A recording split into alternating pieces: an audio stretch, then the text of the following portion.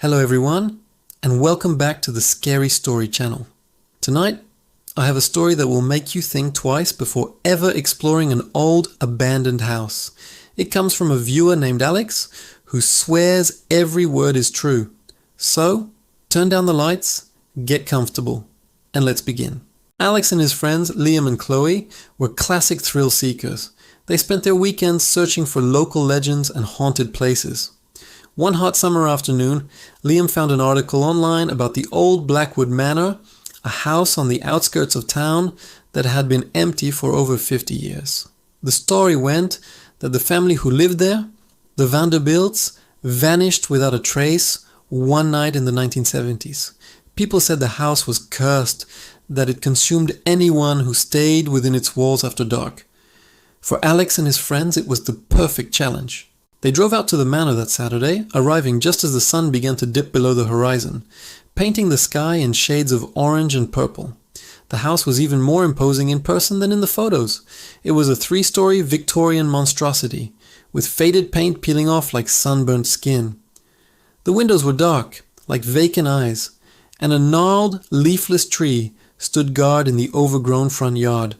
The air was thick and heavy, and an unsettling silence hung over the property, broken only by the crunch of their footsteps on the gravel driveway. Liam, ever the brave one, pushed open the massive oak door, which groaned in protest. A wave of musty air, smelling of dust and decay, washed over them. The foyer was huge, with a grand staircase sweeping up into the darkness.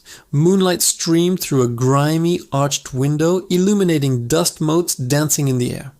Furniture lay shrouded in white cloths, like ghostly figures waiting in the gloom. Chloe pulled out her phone, its flashlight cutting a sharp beam through the shadows. "Well," she whispered, her voice a little shaky, "there's no turning back now."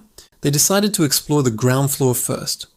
Each room they entered was a perfectly preserved time capsule. In the living room, a dusty grand piano stood silently in the corner. In the dining room, the long table was still set for a dinner that was never eaten. Plates and silverware covered in a thick layer of grime. It was eerie, but not particularly frightening. Alex started to feel a little disappointed. Maybe the stories were just stories after all. That's when they heard the first noise.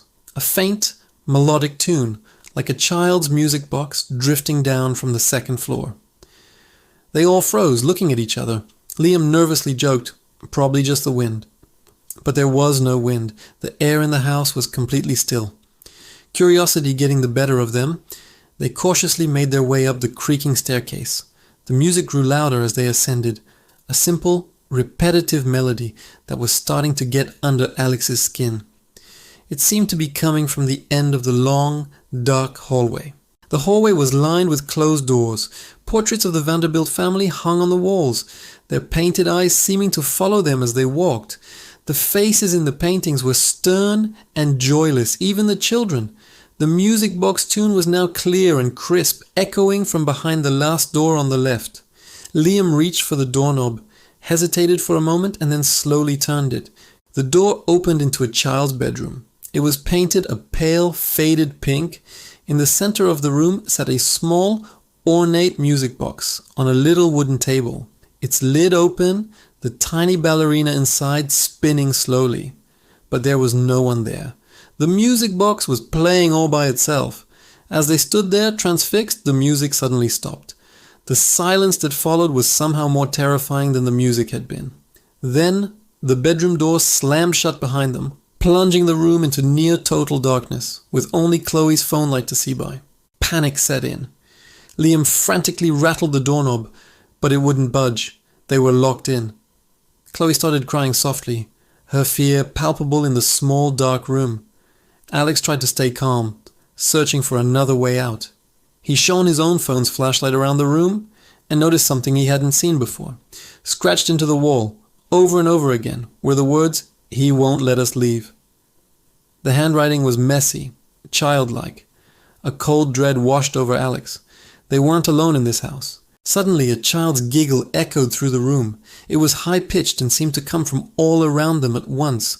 They huddled together, backs against the locked door, their flashlights darting around the room, trying to find the source of the sound. The giggling turned into a whisper, a sibilant hiss that slithered into their ears. "Play with me," it whispered. That's when they saw him. In the corner of the room, a small shadow began to take shape. It was the size of a young boy, but it was just a void, a patch of darkness deeper than the surrounding gloom.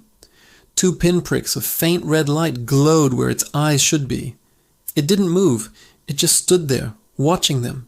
The temperature in the room plummeted. Alex could see his own breath fogging in the air. The whispering started again, more insistent this time. "I'm so lonely. Play with me." Liam, in a surge of adrenaline-fueled courage, yelled, "Leave us alone," and threw an old dusty book at the shadow. The book passed right through it, hitting the wall with a dull thud. The shadow figure giggled again, a sound that grated on their nerves, and then it began to move, gliding across the floor towards them. It didn't walk. It flowed like smoke. Absolute terror took hold. They screamed and pounded on the door, desperate to escape.